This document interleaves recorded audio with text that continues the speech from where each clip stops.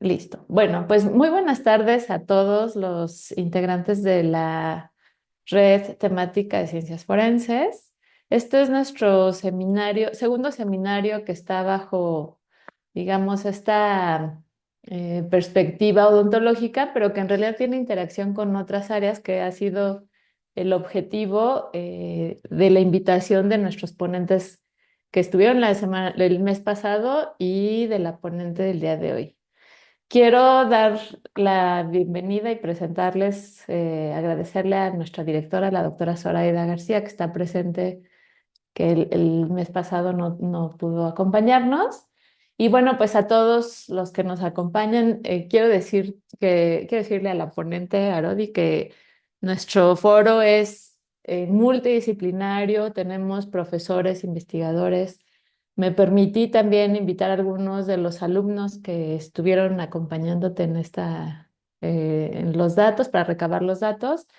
Y pues bueno, que las preguntas pueden ser diversas y de todos los niveles.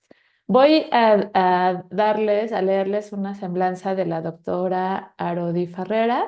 Ella es licenciada en Antropología Física por la Escuela Nacional de Antropología e Historia, maestra y doctora en Antropología por la Universidad Nacional Autónoma de México.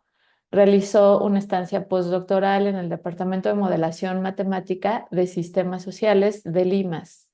Actualmente se desempeña como investigadora del Instituto de Investigaciones Antropológicas aquí en la UNAM.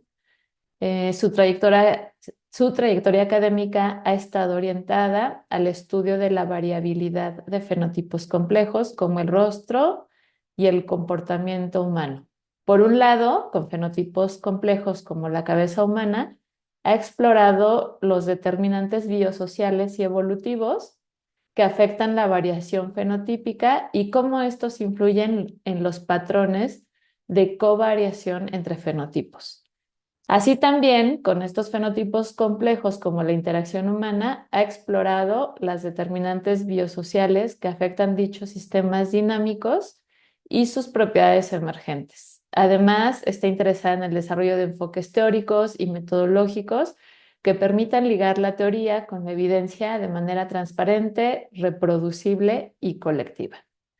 Y bueno, pues algo que siempre digo que cada que tenemos la fortuna de escucharte, Arodi, es que eres referencia obligada de lectura con nuestros alumnos. Siempre lo digo porque te leen y agradecemos mucho tus aportaciones a la ciencia. Entonces, bueno, pues te escuchamos para que nos compartas el tema del día de hoy. Muchas gracias, Ivette, muchas gracias por invitarme. Yo quiero comentar que esta es una investigación en proceso, entonces entre más opiniones, como tú dices, de diferentes niveles, de diferentes perspectivas, va a ser más rico los resultados. Déjenme compartir mi pantalla. A ver, voy.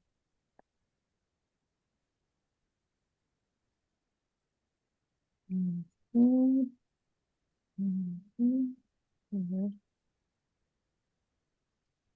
sí.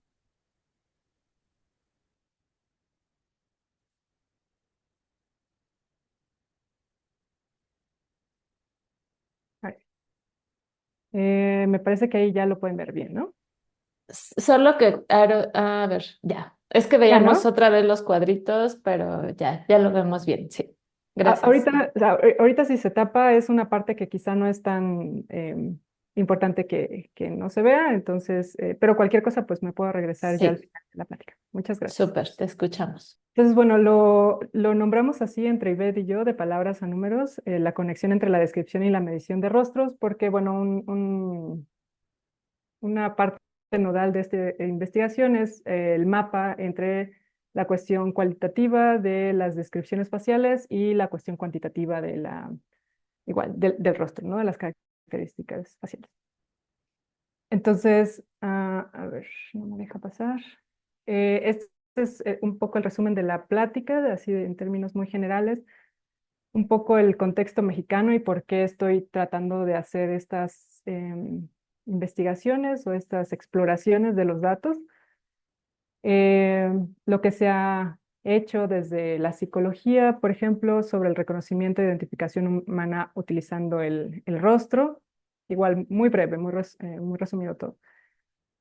Em, Métodos y enfoques que se han utilizado para la identificación facial, todo esto, digamos, está en un bloque de antecedentes. Y luego el enfoque que yo tengo, que es un poco la integración entre los datos cuantitativos y cualitativos. Espero que a partir de todo lo anterior se entienda por qué es importante conectar estos dos aspectos. Y les traigo nada más los resultados de dos articulitos que están en proceso. Uno que evalúa un sistema de clasificación de características, bueno, de la forma del rostro que desarrolló Porsche a inicios del siglo XX. Y otro que hace igual un puente más directo entre la parte cuantitativa y cualitativa, pero del tamaño de los rasgos faciales.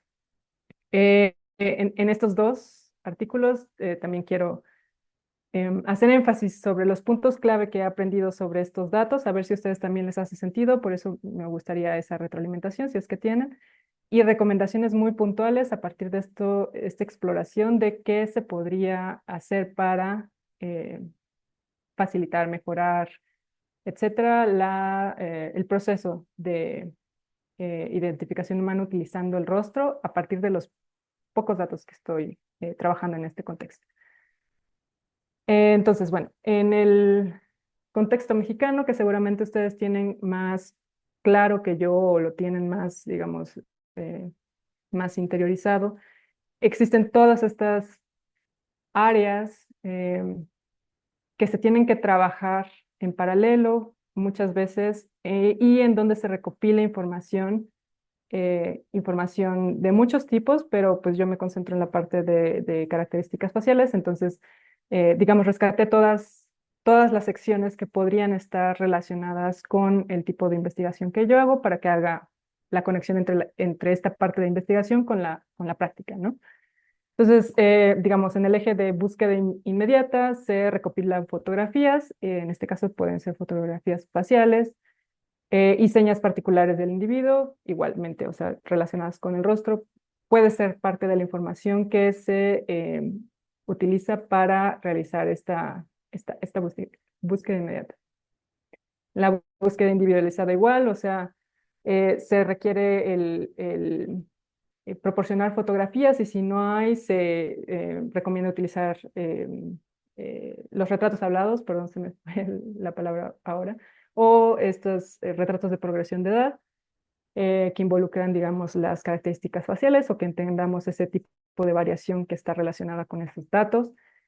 Igual, rasgos individualizantes, todo esto que nos pueda ayudar a difundir la información de las personas desaparecidas a partir, por ejemplo, de este tipo de cédulas informativas que vemos aquí, un ejemplo, y además para registrar esos datos en los registros nacionales que nos permitan hacer ya en la búsqueda generalizada esta búsqueda por patrones, cotejos masivos para ver si podemos facilitar o acelerar los procesos de búsqueda. Y ya de manera particular, cada uno de los especialistas pues utiliza esta información más otro tipo de información o digamos la teoría que hay en las publicaciones para comparar los datos antemortem y postmortem y hacer los análisis necesarios para saber si, o bueno, para ayudar a la individualización y la identificación de las personas. Entonces, bueno, todos esos dos ejes que, digamos, en teoría están corriendo en paralelo a nivel nacional, requieren o tienen como fuente de información diferentes tipos de datos. Tanto la entrevista inicial a familiares, por ejemplo, como el registro de las bases de datos nacionales que recopilan en muchísimas personas, no solo antropólogos físicos, sino servicio social o diferentes áreas. También tenemos información de videos y de fotografías y todo esto para tratar de identificar a alguna persona. Digamos, como fin último, ¿no? Hay muchos pasos intermedios, pero como fin último es la identificación. Entonces, la pregunta que pues, yo desarrollo en general en mi investigación es saber si es útil la información facial para la búsqueda, localización e identificación de estas personas. Y en este contexto que les voy a dar, que ahora es el contexto, digamos, teórico, la mayoría de los estudios se han realizado para la identificación, o sea, el paso último, ¿no? Saber si esto que estoy viendo aquí y esto que estoy viendo aquí me hacen, son concordantes y me permiten la identificación de un individuo. Entonces, en términos evolutivos, que es un poco de mi formación eh, antropológica, antropofísica, el rostro es una fuente muy importante de información individualizante. Tanto los rasgos estáticos como dinámicos son parte esencial del sistema de comunicación primate. O sea, no solo humanos, sino otro tipo de primates también utilizan este tipo de información para identificar si alguien es alguien conocido, un enemigo, alguien que no conozco, o si está enojado, si está, etcétera, ¿no? Toda esta información que hay en el rostro es útil para la supervivencia. Entonces, de entrada, el rostro debe ser importante, de alguna u otra forma. Eh, Desde la psicología hay otro tipo de evidencia y lo que nos han enseñado los psicólogos es de que hay una diferencia entre reconocer, perdón, rostros conocidos y desconocidos. O sea, sí es una, digamos, es una habilidad innata esto de reconocer individuos, pero somos excepcionalmente buenos para reconocer a las personas familiares a nosotros. Los podemos identificar eh, en un lugar con muchísima gente sin ningún problema, pero cuando ya tratamos con desconocidos es un poco más difícil. Entonces, aquí a la izquierda pueden ver dos casos y ustedes pueden hacer la inferencia de si son la misma persona o no, si estos corresponden a la misma persona y si estos dos corresponden a la misma persona. Entonces, en la psicología nos han enseñado que hay como un continuo de esta habilidad para reconocer individuos. Desde los que tienen una enfermedad que ahorita no me acuerdo cómo se pronuncia, pero es algo así como prosopagnosia, no me acuerdo cómo es, pero es como ceguera a los rostros. Estas personas no pueden reconocer a sus familiares, incluso. Y del otro lado están los superreconocedores que, digamos, exceden las capacidades promedio de la población. Son muy buenos para simplemente viendo el rostro decir, estas son la misma persona. O a esta persona me la encontré hace 5 años y ahorita la estoy viendo y la reconozco perfectamente. Entonces, lo que han mostrado es eso, ¿no? Que tanto personas entrenadas como personas no entrenadas tienen pues un desempeño promedio relativamente bueno, pero estos super reconocedores son excepcionales. O sea, tanto si lo ven en poco tiempo o se toman mucho tiempo en hacer la identificación, eh, siempre van a ser como más acertados que los demás en la población. Otra cosa que nos han enseñado en psicología es cómo percibimos los rostros y esto pues lo ligan ya al proceso específico de la identificación humana.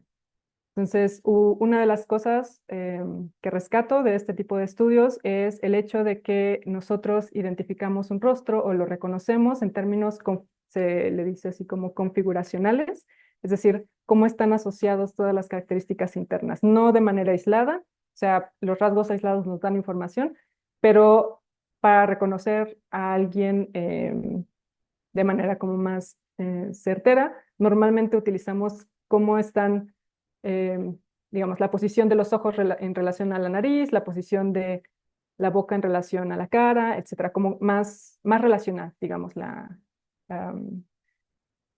asociación entre rasgos. Y se hace a partir de este tipo de estudios que, bueno, ustedes al momento de ver el rostro boca abajo, no es tan fácil que reconozcan que sus características faciales no corresponden digamos, con los patrones de interacción entre estos rasgos comunes en la población. Pero bueno, digamos, este tipo de estudios lo que prueban es que tenemos esa capacidad de reconocer cómo están posicionados, pero solamente cuando estamos viendo el rostro, digamos, en su posición normal. Y otra de las características que rescato de este tipo de estudios es la mención a qué tan distintivos son los rostros. En términos de percepción, estos estudios han mostrado que los rostros que son inusuales se recuerdan mejor y se reconocen con mayor precisión que los rostros que son promedio. En este caso, el de la izquierda es un rostro promedio y el de la derecha un rostro muy inusual. Entonces, eh, la evidencia indica que pues, vamos a ser más mm, certeros al momento de reconocer a la persona de la derecha que a la de la izquierda. Entonces, todos estos conceptos los voy a retomar después, por eso los estoy mencionando un poco, para poder explicar los resultados que tengo más adelante.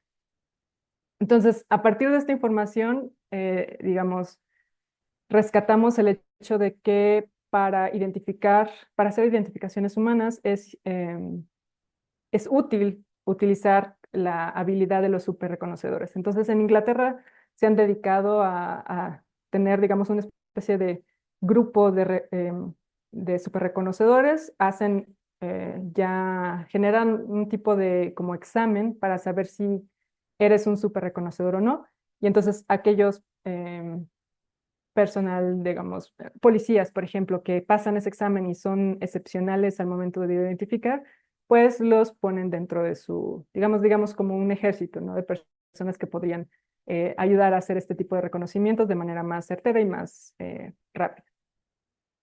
Pero en términos prácticos, para todos los demás mortales, tenemos otro tipo de métodos que son estos de superposición, de análisis morfométrico y análisis morfológico.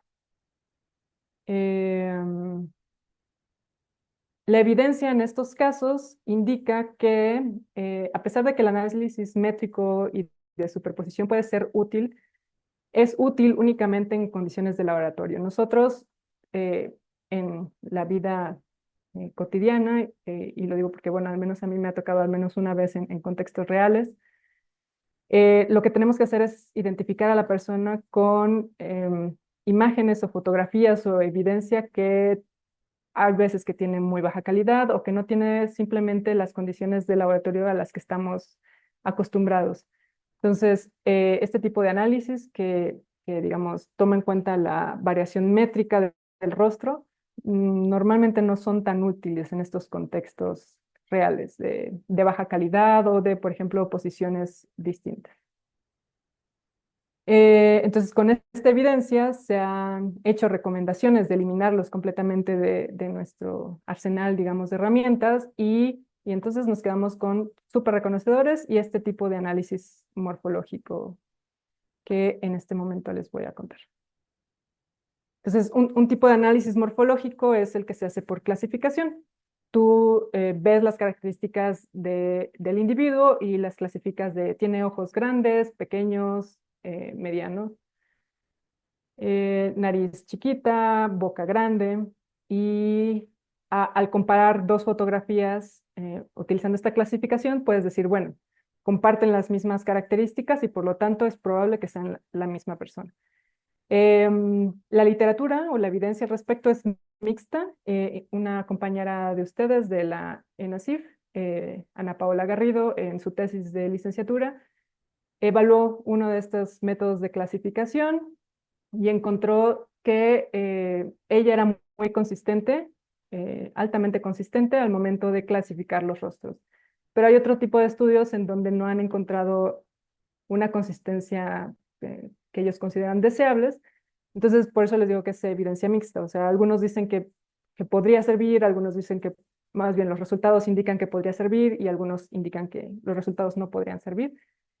Y en ese sentido, igual, organismos internacionales, o bueno, grupos de trabajo internacional han igual recomendado en contra de la utilización de este método de análisis morfológico por clasificación. Entonces nos quedamos únicamente con la comparación en el sentido de que vemos forma, tamaño de las cejas, pero no la clasificamos, sino decimos es similar o es distinta, nada más. Digamos, es uno de los métodos que se ocupa. Y entonces, si yo utilizo la literatura que está publicada para este tipo de análisis facial, con lo único que me quedo es personas con habilidades excepcionales y el análisis morfológico con comparación. Sin embargo, estos métodos o este tipo de información solo nos ayudan para contextos muy específicos. Ni los super reconocedores ni el análisis morfológico nos va a ayudar para saber qué preguntar en las entrevistas, qué registrar en las bases de datos, a qué hacerle caso, a qué ponerle peso en las bases de datos. Simplemente nos van a ayudar en el último paso de decidir, ¿es esta o no la misma persona? Y entonces dejan un vacío digamos, en el contexto práctico de qué hacemos en todo lo demás. Y sobre todo, en mi caso, que es lo que a mí me interesa, cómo integramos todas estas fuentes de información para, digamos, aprovechar al máximo todo lo que tenemos y poder ayudar en los procesos de búsqueda e identificación humana.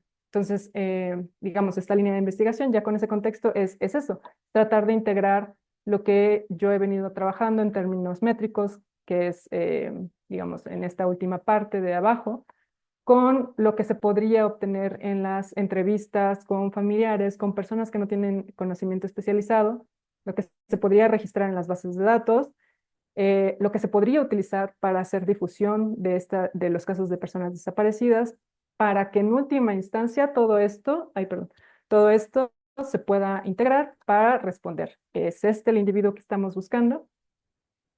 Obviamente aquí quiero hacer el paréntesis y decir, seguramente ustedes piensan o estamos en la misma página en el sentido de que un solo rasgo no va a ayudar en la identificación. Entonces mi pregunta es el rostro, ¿qué parte del rostro podría ayudarnos a, a individualizar, a este, identificar, etcétera, etcétera? Entonces les digo, es la misma persona, es solo una de las preguntas que podemos hacer. Podemos preguntarnos también qué observamos del rostro, qué registramos del rostro, qué describimos del rostro, cómo y qué analizamos del rostro. Y entonces para esto, mi línea de investigación, como les dije, ya he trabajado con análisis morfológico y morfométrico en general, pero ahorita a lo que me enfoco es cómo podemos aprovechar las descripciones coloquiales y el conocimiento no especializado y cómo esto nos puede informar sobre cuál es la manera más óptima de recopilar y analizar los datos para facilitar el trabajo, ¿no? de las personas que están en campo.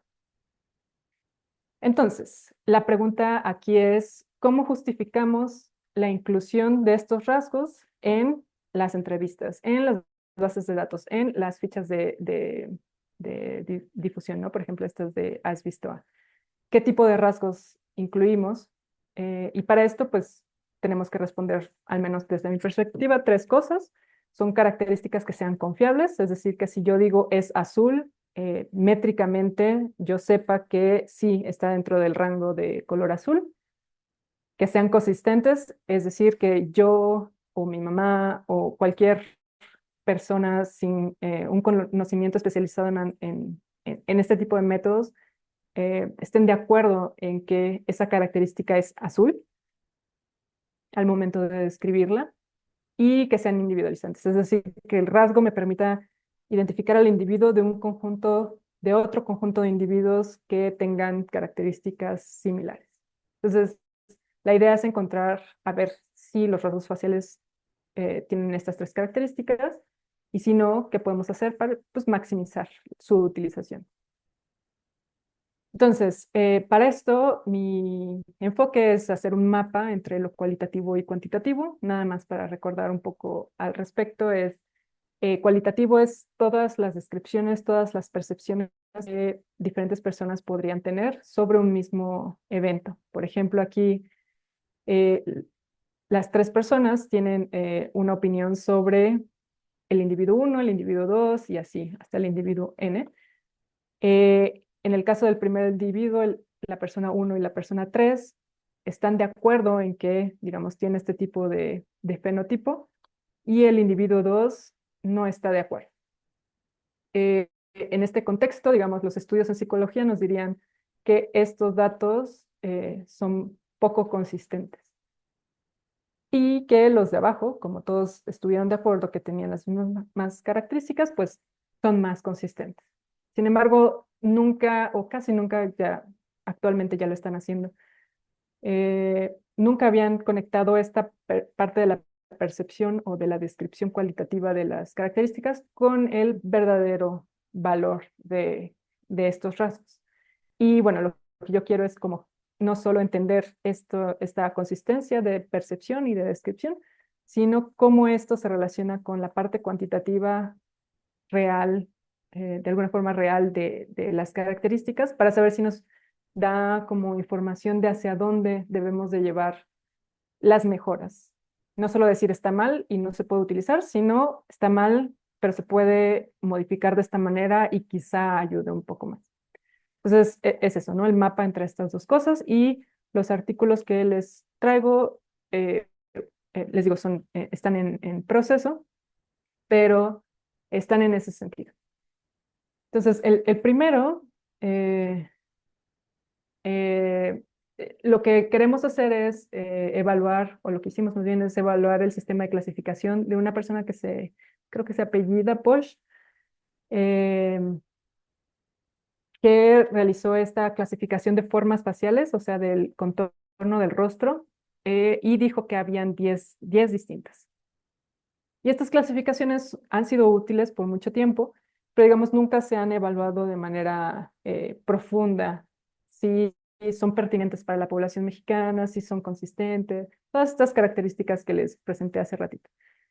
Entonces nos dimos a la tarea de, bueno, a ver, vamos a ver qué información obtenemos. Recuerden que estos organismos, estos equipos de trabajo prohibieron este tipo de clasificaciones porque no son consistentes. Entonces nosotros queríamos replicar esto y ver, eh, dar algún tipo de alternativa si es que en realidad no eran consistentes. Entonces, para esto, los objetivos fue eso, evaluar la consistencia de las clasificaciones intra y entre observadores y evaluar la representatividad del sistema de clasificación de Posh. O sea, estos rostros que tienen aquí a la derecha son son las fotografías que utilizó esta persona, Posh, para generar estos diagramas y ayudar a describir, digamos, o clasificar los rostros humanos.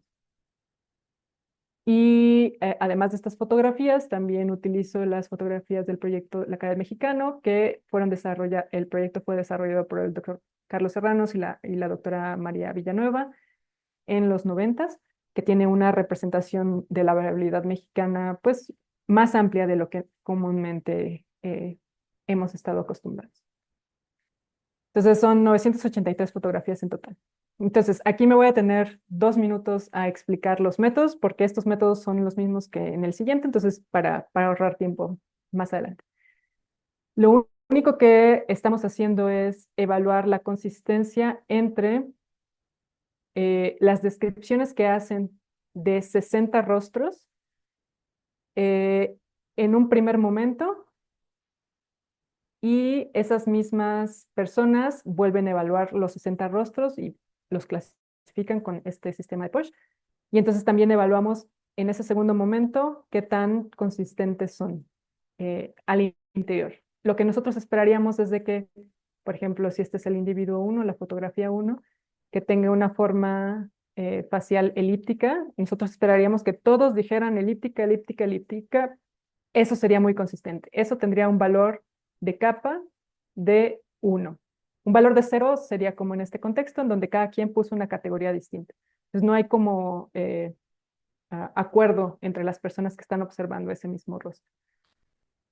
Entonces eso lo hicimos para, eh, digamos, el primer momento, el segundo momento, y evaluamos si hay algunos rostros que son más fáciles de definir que otros.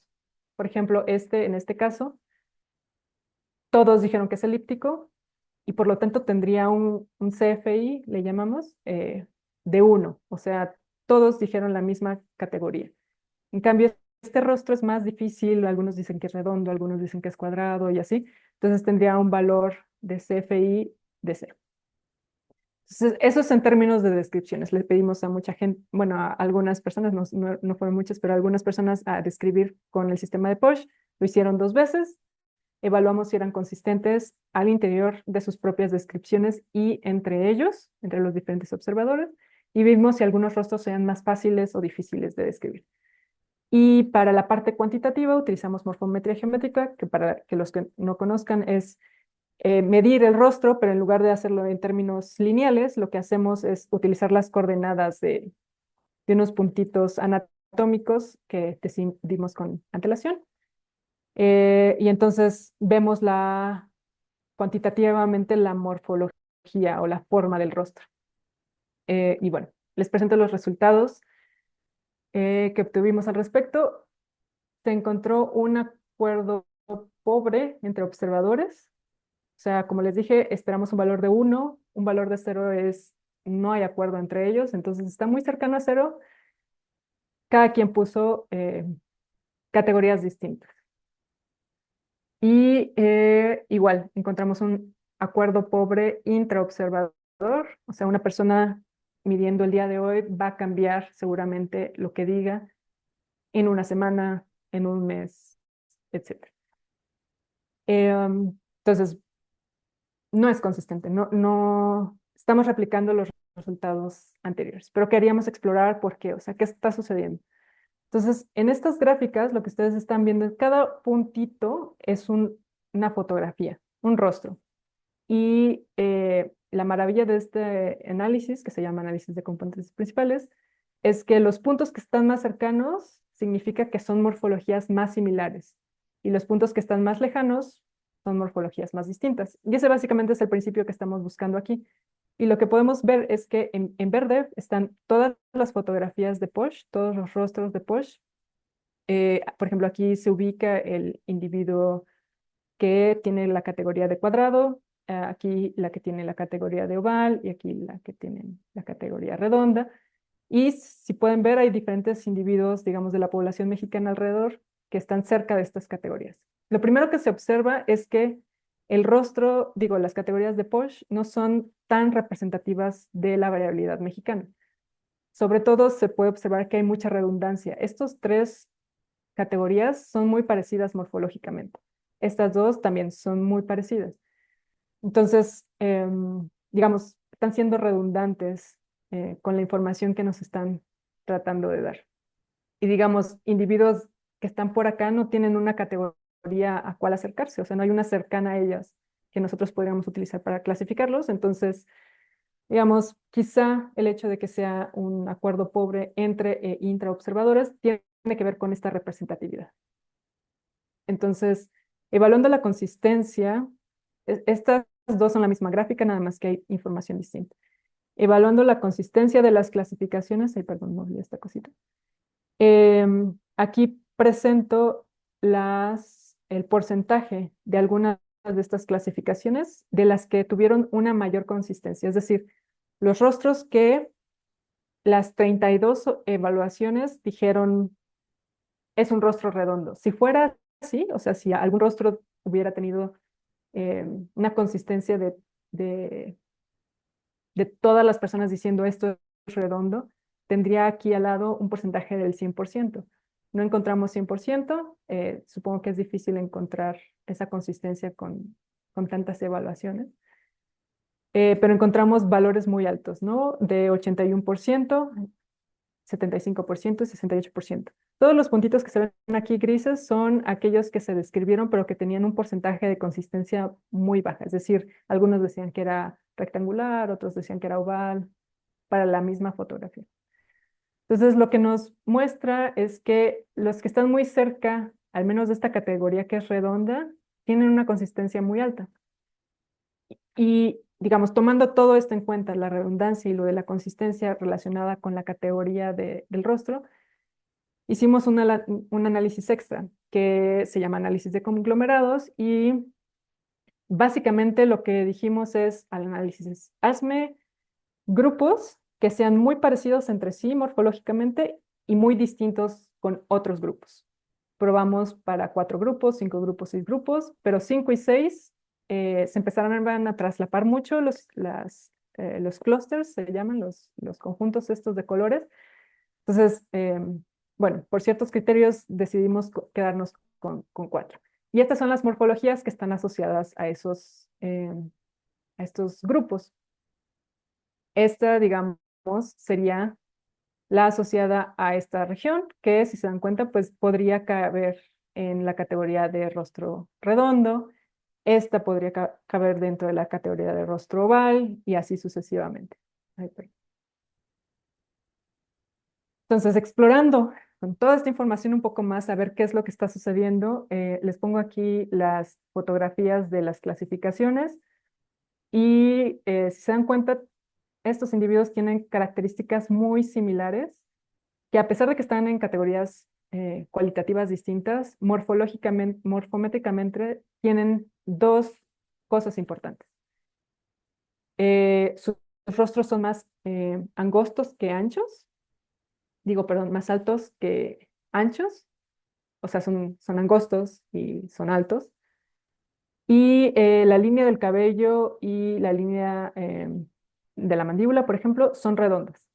Entonces, en lugar de haber tres categorías que son redundantes, podríamos dejar esta categoría que está aquí, digamos, a la derecha de color rosita, para, digamos, evitar esa redundancia.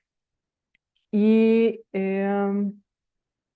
una característica de los individuos que están en la zona de abajo es la forma de la línea del cabello. En este caso es más recta que la de arriba. Si se dan cuenta, digamos, estos dos tendrían una proporción facial muy similar, o sea, son altos y angostos, pero los diferencia la línea del cabello, que en el caso de abajo tiene una especie de piquito, y en el caso de arriba es redondo. Entonces, estas personas que clasificaron con mucha consistencia estas dos fotografías como óvalos, quizá no estaban haciendo caso digamos, al diagrama de Posh, porque un óvalo en su diagrama tiene esta característica que está aquí. Un óvalo digamos, en nuestras categorías coloquiales se parece más a esta morfología que está acá, que está representada por este clúster que teníamos acá. Entonces, probablemente en lugar de utilizar, por eso están en esta región del espacio de forma. Probablemente en lugar de utilizar la clasificación, se fueron por su instinto y es un rostro ovalado como cualquier forma geométrica ovalada que hemos visto a lo largo de la vida.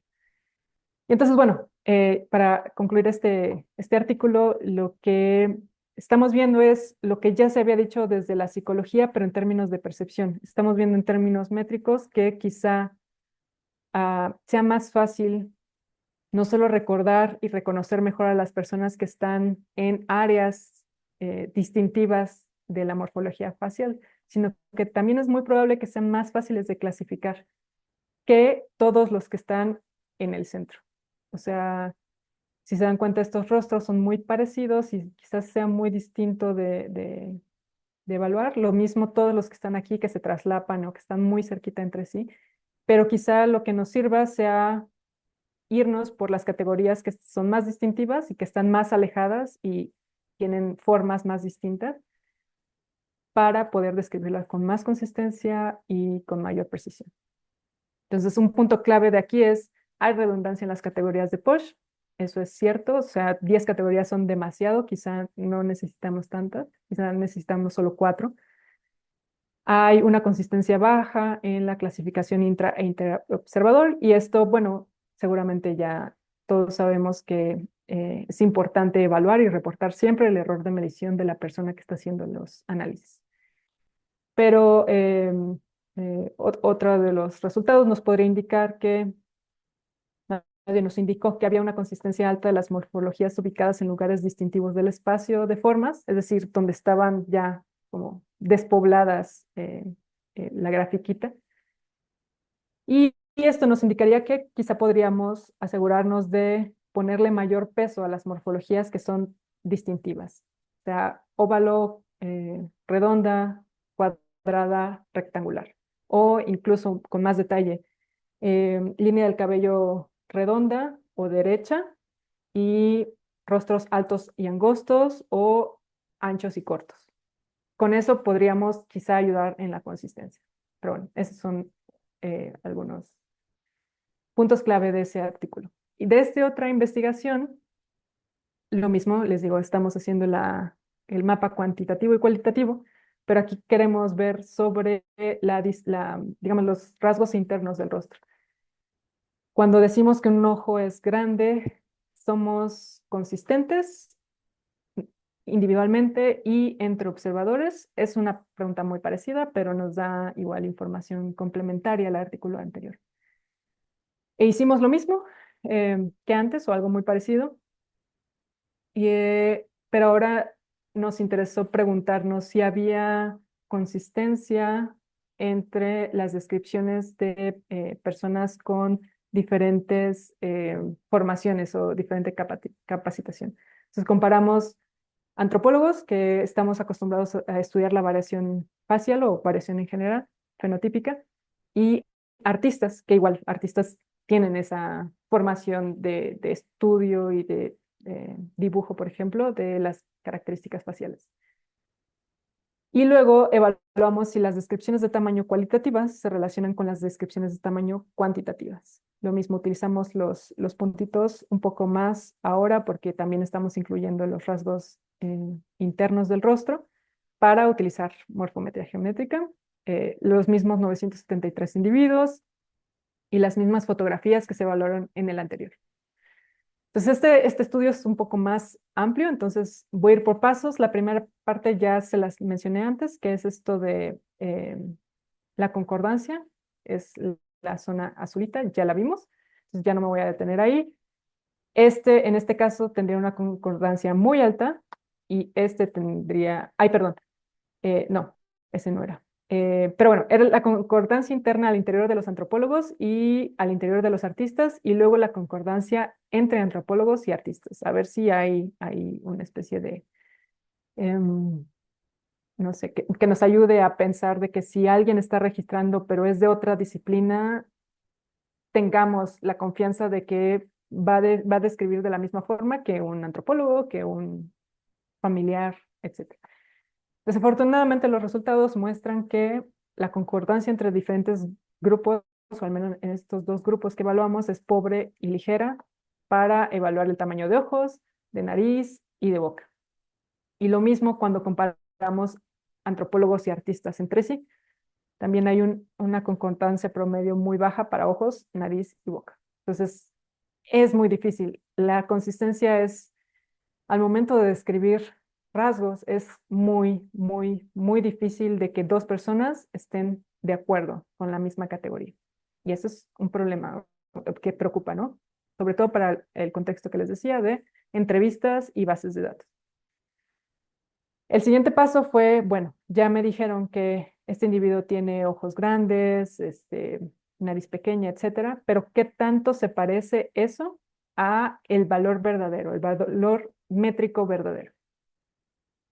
Y entonces, en ese contexto es importante definir qué es un valor verdadero, porque a pesar de que creamos que es una medición objetiva, en realidad hay muchas formas de medir lo mismo y entonces es subjetivo al momento de elegir una de ellas. Yo elegí en este caso mostrarles dos, pero en el artículo lo que trabajamos son tres formas de valor verdadero, pero creo que es suficiente por ahora. Una forma es decir una nariz es grande o pequeña o mediana en términos simplemente de la propia estructura. Entonces aquí tenemos una distribución. Esta es la distribución real de valores de tamaño de las características individuales. En línea roja tenemos una desviación estándar positiva, una desviación estándar negativa. Entonces, los que están por encima o por debajo de la desviación estándar se consideran métricamente grandes o pequeños y todos los demás en el medio son rasgos medianos. Otra forma de evaluar este tamaño es, esta nariz es grande o pequeña en relación al tamaño de la cara. Entonces, para la misma cara, esta nariz es pequeña y para el mismo tamaño de cara, esta nariz es grande. Y lo mismo, por debajo de la desviación estándar o por encima se asignan estas categorías. Teóricamente, de acuerdo a lo que ya les había planteado de los superreconocedores y del reconocimiento facial configuracional, esta tendría que tener más sentido, porque nuestra forma de percepción es en conjunto. Los superreconocedores utilizan mucho esta capacidad de reconocer cómo están ordenados las estructuras al interior. No las ven de manera aislada. Y en términos biológicos y evolutivos, también hace mucho sentido, que en algún otro momento podríamos platicar, pero el rostro no es un conjunto de rasgos aislados, es una integración de estructuras que se van empatando y coordinando en la ontogenia. Entonces, digamos, teníamos mucha esperanza por esta forma de evaluar el tamaño. Em, Aquí estamos viendo la correlación de estos valores reales, digamos, objetivos, y los valores que nos dieron los participantes, los artistas y los antropólogos.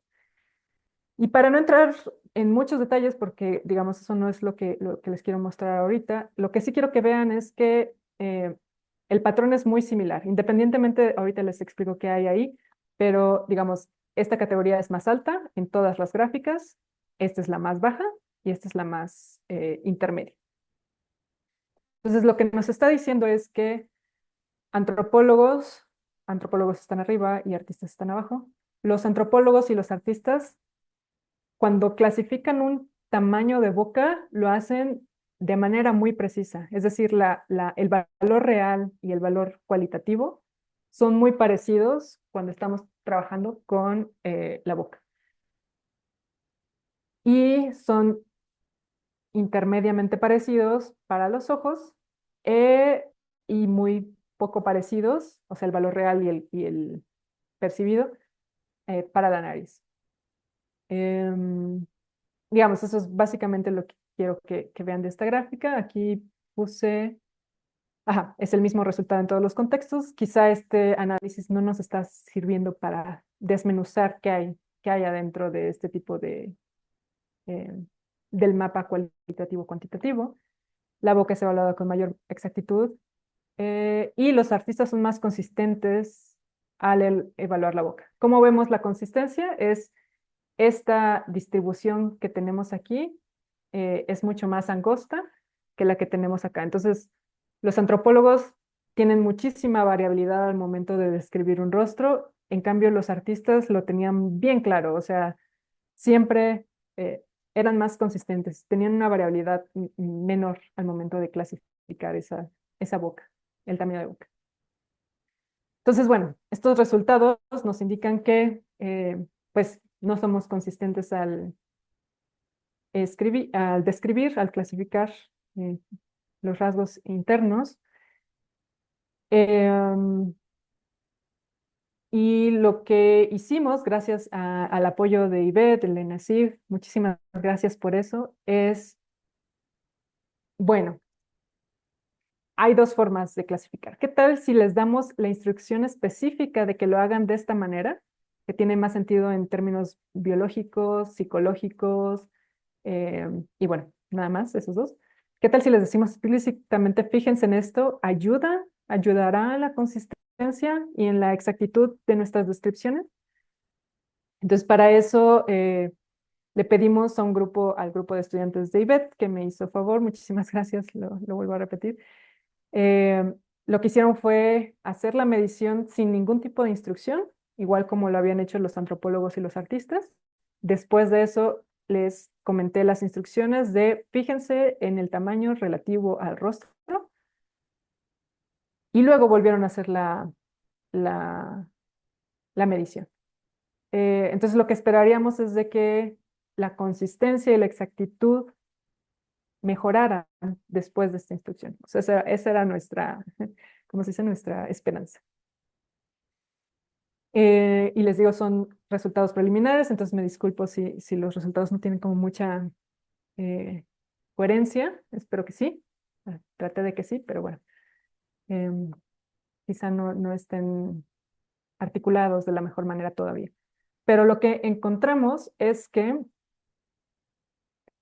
eh, en promedio, la concordancia entre participantes, digamos, cada uno de estos renglones es un participante de los estudiantes de IBET y están comparados consigo mismos. Entonces, el individuo uno, el, digamos, individuo uno con el individuo 2 tienen esta característica más azulita, en cambio, este mismo individuo que está acá respecto del individuo uno que está acá, tiene una característica más clarita. Lo que significa es, si es un color claro, la concordancia es cero.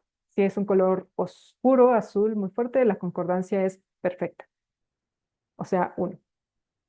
Entonces, lo que podemos ver es que antes del entrenamiento habían más colores claritos entre los participantes, es decir, su concordancia era menor para la boca.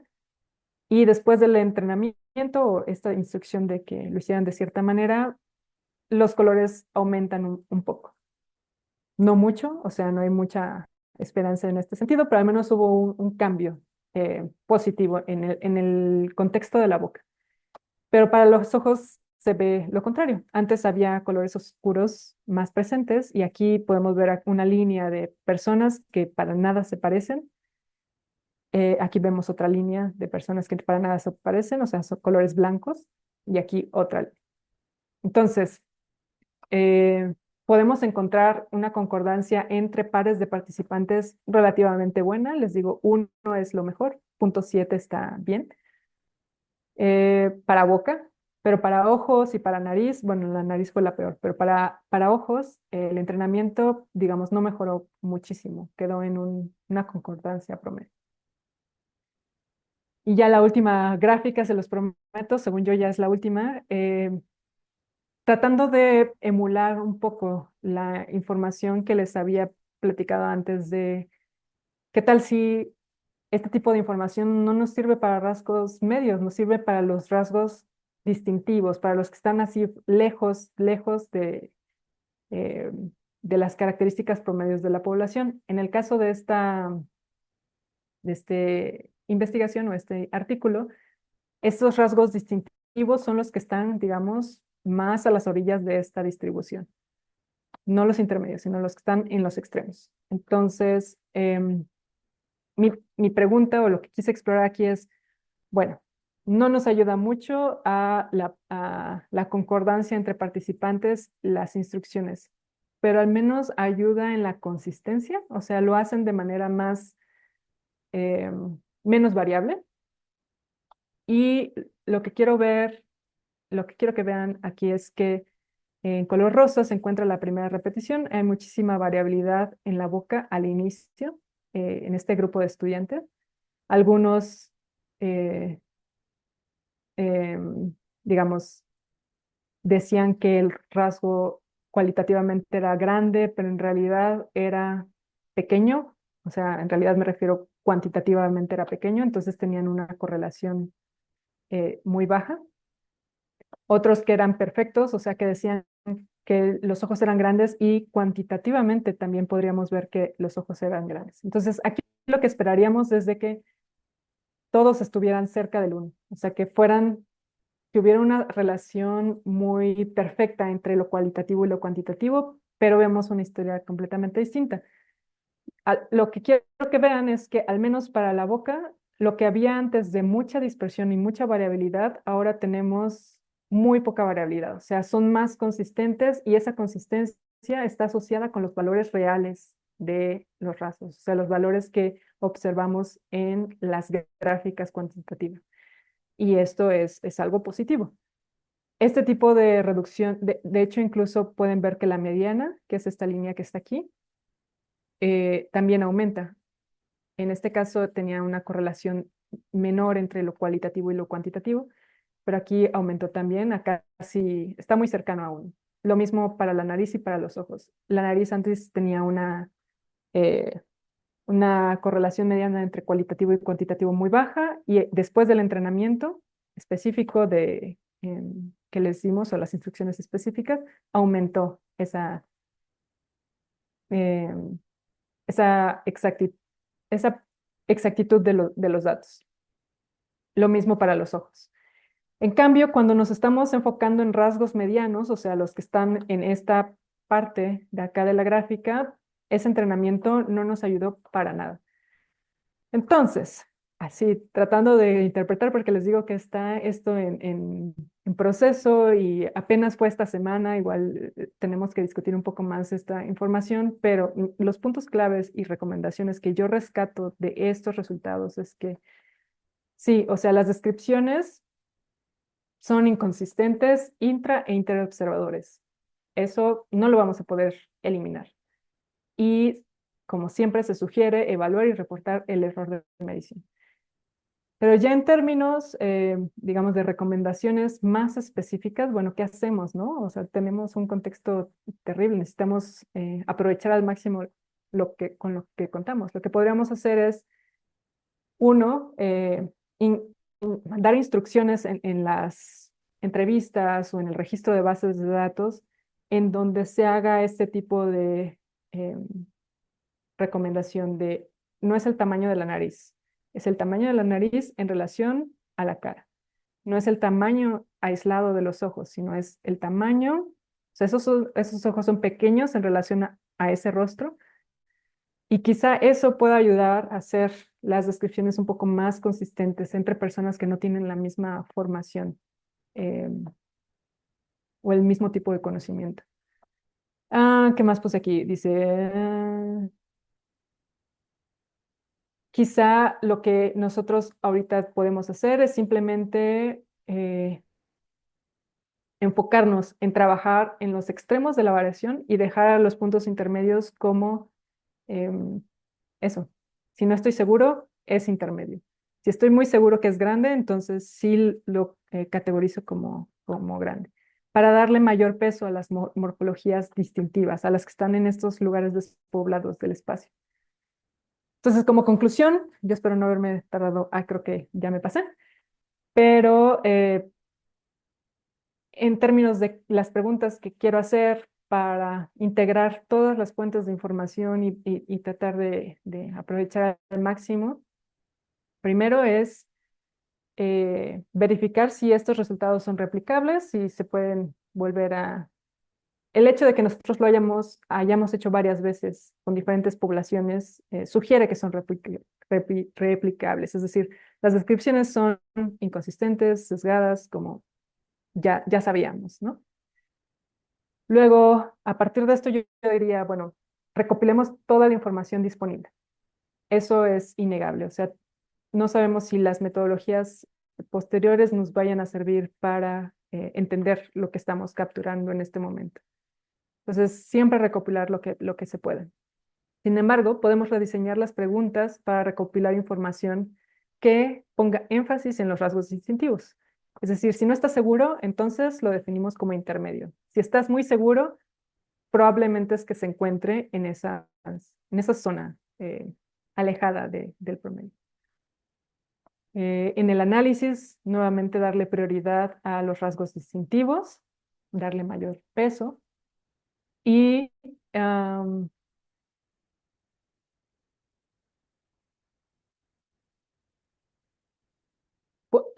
bueno, esto está relacionado con el punto anterior. O sea, nuestro objetivo podría ser enfocarnos en estos rasgos distintivos. Si no tenemos rasgos distintivos en nuestra base de datos o en las fotografías que estamos analizando o no hay suficiente información porque el rostro está en una posición que no favorece la descripción, entonces recurrimos a otros tipos de evidencia que no tengan que ver con el rostro. Bueno, esas serían como mis recomendaciones y sugerencias a partir de lo que he aprendido con estas investigaciones. Y por ahora sería todo. Muchas gracias. Espero no haberlos aburrido muchísimo. Muchas gracias, Arodi. No, no, no creo que aburriste, al contrario, me parece que fue una exposición muy detallada de tu investigación. Y pues me gustaría saber si alguien tiene alguna pregunta o comentario para Arodi.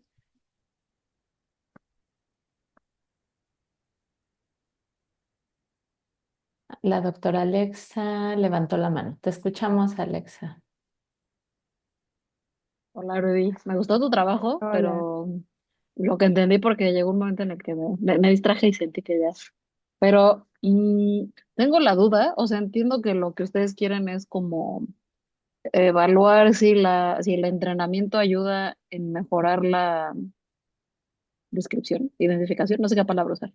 Y por lo que entiendo, descripción, gracias. Ujú, Hay personas que están como que ven que ya traen como la capacidad de ser mejores reconocedoras que ujú, otras. ujú, Y mi pregunta es si, o sea, entiendo que no querrías disgregarlas, porque al final quieres que cualquiera, o sea, quieres buscar la mejor manera de que cualquier persona pueda hacer la mejor descripción posible, independientemente de si son de facto, o sea, por naturaleza muy buenas o no tan buenas.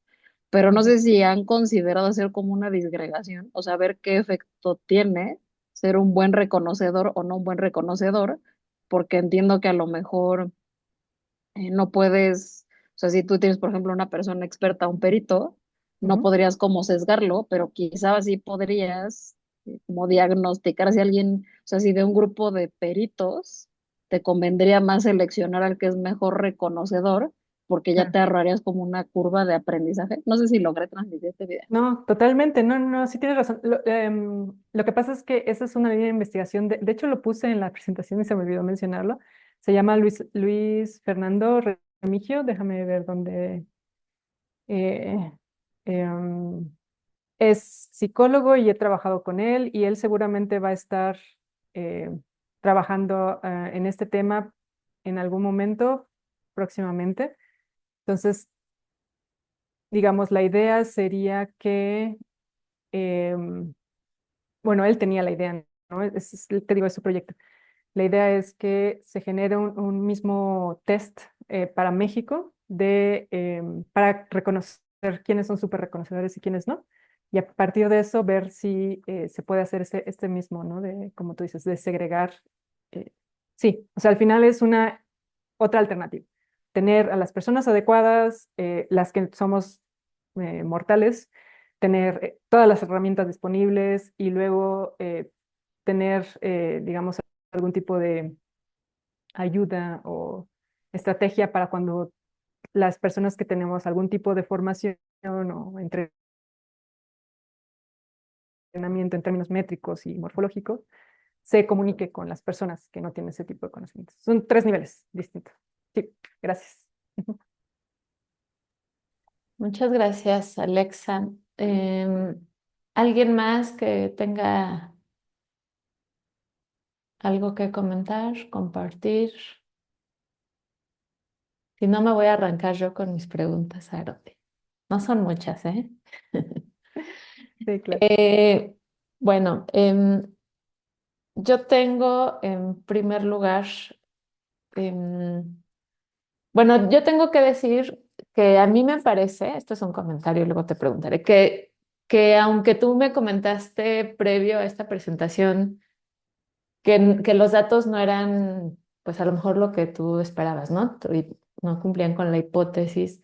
A mí me parece que tus resultados son alentadores de algún modo porque de manera general, posterior a la indicación, que no es como tal un entrenamiento, sino fue una indicación muy concreta la que tú hiciste, mejora, por lo menos en algunas estructuras faciales, y hay mayor concordancia, ¿no? Entonces a mí me suena alentador porque al traducirlo a contextos de búsqueda, ¿no? Si les decimos a los familiares o a quien tenga que describir esa instrucción que se podría agregar a los protocolos, yo ya me estoy adelantando, ¿no? A que le pongan ese entre paréntesis, la instrucción que tú diste de manera muy específica, se podría mejorar a dejarlo así abierto, a ver qué entendemos en general la sociedad por pequeño, mediano, grande, ¿no? Entonces, en primer lugar, creo que me suena muy alentador eso. Y ahora quisiera escuchar tu opinión porque fíjate que, pues tú sabes, como especialista en el estudio facial, que hay una controversia importante sobre esta fiabilidad de los rasgos faciales que puede ser escasa, así está descrita en algunos protocolos y que incluso la Interpol pues no acepta el reconocimiento facial como un método de identificación positiva, ¿no? Y por otro lado, pues sí decimos que de manera casi natural todos podemos reconocer a alguien. Entonces yo quisiera conocer tu opinión sobre esta controversia y esta, o sea, que en la práctica sí puede funcionar como una cosa, pero para métodos pues ya de identificación específicos no está realmente acreditada o aceptada. Sí, a ver, yo creo que eh, de alguna forma esta justificación de no utilizar ciertos métodos, de solo enfocarse en uno solo, en este caso el análisis morfológico comparativo, por ejemplo, también tiene la intención de que el utilizar cualquier otro puede traer más errores o más dificultades que beneficios. Entonces, en ese sentido, pues estoy de acuerdo que sean precavidos, porque al final, pues son personas que pueden tener consecuencias importantes, o sea, esos resultados o este tipo de mal utilización de los métodos o los errores que podríamos encontrar puede tener repercusiones reales y importantes en la vida de los individuos. Entonces, estoy de acuerdo en en ser precavidos, pero en términos, eh, digamos, naturales de reconocimiento facial, no lo platiqué ahorita, pero otro de los resultados que han hecho los psicólogos han trabajado muchísimo en este sentido. Nosotros estamos muy atrasados, ¿no? En comparación con los psicólogos. Pero otra cosa que me gusta de ellos es que o bueno, de los resultados que han mostrado es que en términos de reconocimiento facial, o sea, sí somos buenos, pero solo de las personas que conocemos y que tenemos, digamos, mucho contacto en la vida cotidiana. Una de sus sugerencias es eso, pasar los rostros desconocidos a ser rostros conocidos en el sentido de no solo utilizar una fotografía, sino utilizar todas las fotografías posibles de la persona que estamos tratando de identificar para que se vuelva como familiar para nosotros. O sea, ya lo conocemos cómo es de esta forma, o sea, riendo, enojado. Entonces, entre más variabilidad nosotros tengamos acceso, más podríamos, digamos, utilizar las habilidades innatas del reconocimiento facial. Entonces, sí, o sea, estoy de acuerdo en que lo prohíban, pero creo que hay otras formas como de abordar el mismo problema y de ayudar al final, porque el contexto mexicano es muy distinto al contexto en donde este tipo de recomendaciones se realizan, entonces hay que adaptarlo de acuerdo a las necesidades. Es lo que considero, sí. Sí, totalmente, ¿no? No podemos descartar. Aparte, se ha generado mucha investigación. Tenemos estas bases como Caramex que se generaron ahí en antropológicas y que son muy útiles, ¿no?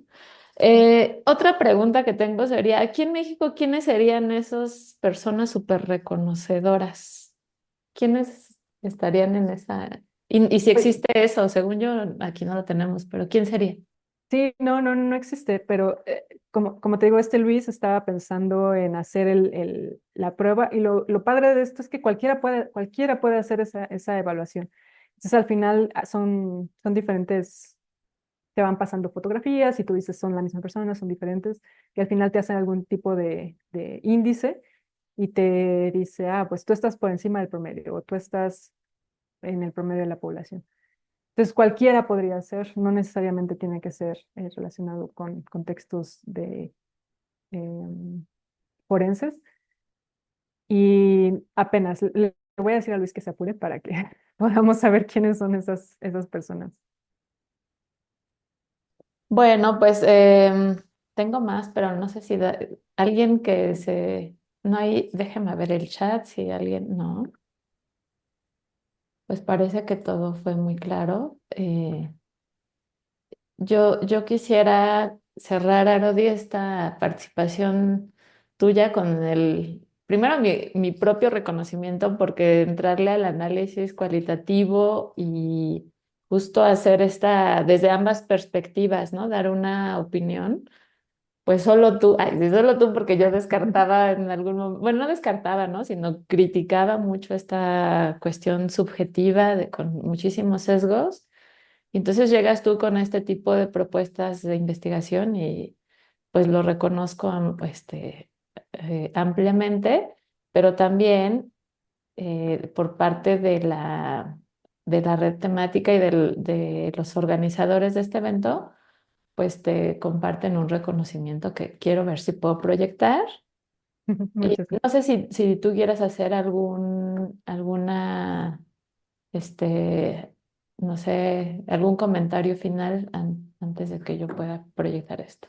Sí, sí, bueno, me gustaría que si en algún momento alguien tiene idea, interés en este tipo de temas, pues lo podamos platicar ya de manera personal en otras instancias, en otros contextos, porque entre más opiniones y más perspectivas es más rico la discusión.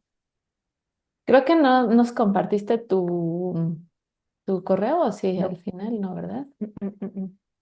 Eh, pero bueno, si a alguien le interesara, se lo podemos pasar. Yo no puedo proyectar tu...